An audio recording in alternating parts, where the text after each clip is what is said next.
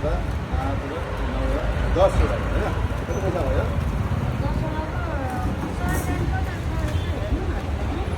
10 वटाको कति भयो? 120 छ 130 छ भनौँ न 10 वटाको तपाईँको 1200 भयो हो। तपाईँको नाम के पऱ्यो? अमृता चौधरी कहाँ बस्नुहुन्छ?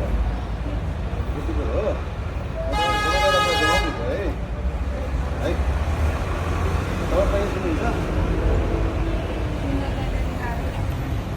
तपाईँले एउटा नोट दिनु है म यो नोट तपाईँले चिन्नु भएन म यसको तपाईँलाई 20 गुणा पैसा दिन्छु सामान मेरो कति नोट भन्नुहोस् त?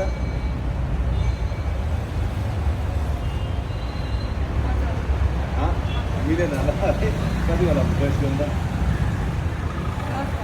10 होइन नि है तपाईँलाई त्यो यो 100 रुपियाँ हो यो 100 रुपियाँ राख्नु है यो कति पैसा होला भन्नुहोस् त?